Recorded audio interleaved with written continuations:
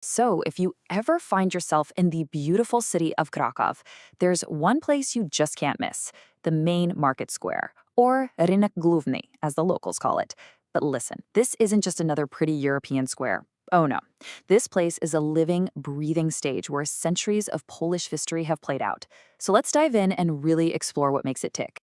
To really get a feel for this square, you have to start not with what you see, but with what you hear. This quote, it hints at a simple melody that is woven into the very fabric of Poland's identity. It's a story that actually starts with a trumpet call. Every single hour on the hour, this simple, haunting tune echoes from the taller tower of St. Mary's Basilica. It's called the Hejnał Mariacki, and it's basically the audible soul of Krakow. It's a tradition that's been going on for over 600 years. Incredible, right?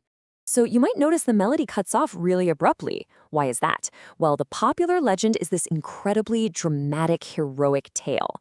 It goes that a trumpeter was shot in the throat by a Tatar arrow way back in 1241 while he was trying to warn the city of an attack. It's the kind of myth that just forges a national identity. But is that what really happened? While the historical truth is just as fascinating. That story was actually made famous in a 1928 novel by an American author, Eric P. Kelly. Turns out he was inspired by a story a local guide kind of made up on the spot. The way this melody has survived through history is just mind-blowing. The first recorded payment to a trumpeter, all the way back in 1392. Then, fast forward to 1927, it becomes the world's longest-running live radio broadcast, a daily time signal for the entire nation. And get this, in 1944, in a really powerful, symbolic moment, a Polish soldier played it from the ruins of Monte Cassino after a huge Allied victory in World War II. And this isn't just a one-and-done performance. The trumpeter, who, by the way, is always a professional fireman, plays the tune 4 separate times, once from each window of the tower. And each direction has a meaning. First, south, towards Wawel Castle for the king, then west, to the town hall for the mayor, then north for all the visitors arriving, and finally east for the merchants and the fire commander. All right, so we've heard the sounds of the square. Now let's turn to its incredible sights. The monumental buildings that anchor this space, well, they each tell their own story of faith, commerce, and power. The sheer scale of this place will take your breath away. It was laid out way back in 1257, and it's a nearly perfect square. We're talking 200 by 200 meters. That makes it the largest medieval town square in all of Europe. It was designed from the get-go to be this massive, open-air trading floor. What's amazing is that you can see 1,000 years of history just layered right next to each other. On one hand, you have the soaring Gothic grandeur of St. Mary's Basilica, with its famous uneven towers and the world's largest Gothic altarpiece inside.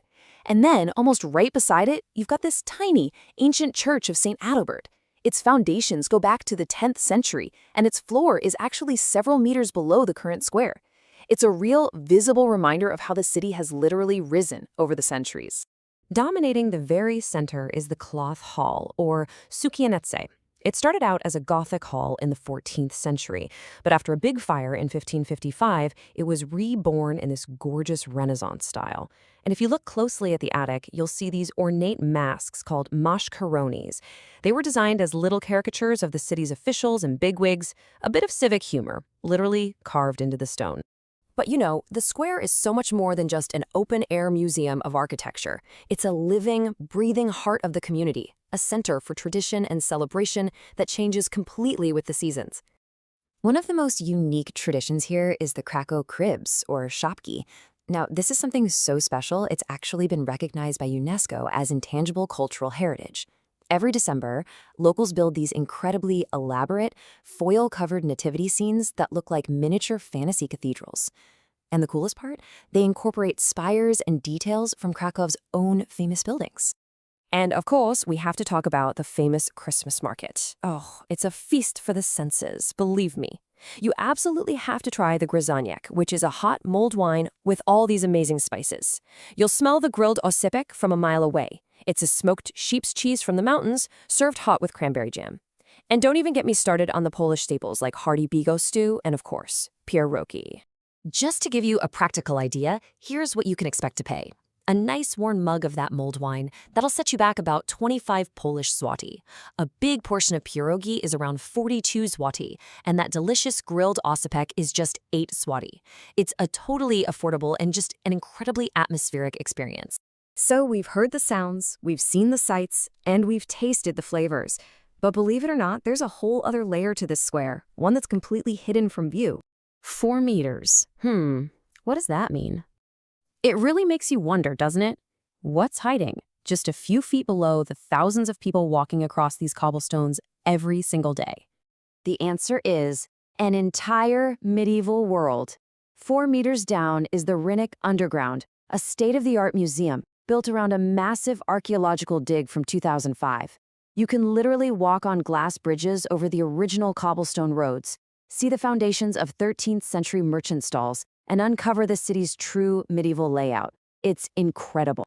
So when you come back up to the surface, you start to see the square with totally new eyes. You start to understand all the layers of history, both the ones you can see and the ones you can't, that really give this place its life. The Rynek Główny is so much more than just a tourist hub. It's where that trumpet call has signaled resilience for centuries, where kings have held parades, where culture is celebrated every day, and where the secrets of the past are literally buried right beneath your feet. It truly is the undeniable heart of Krakow, and you could even say the symbolic heart of Poland. You know, every single stone here tells a story of commerce, of conflict, of faith, of survival. It reminds us that a city's heart really does beat in its stories. So when you visit, what story are you going to find?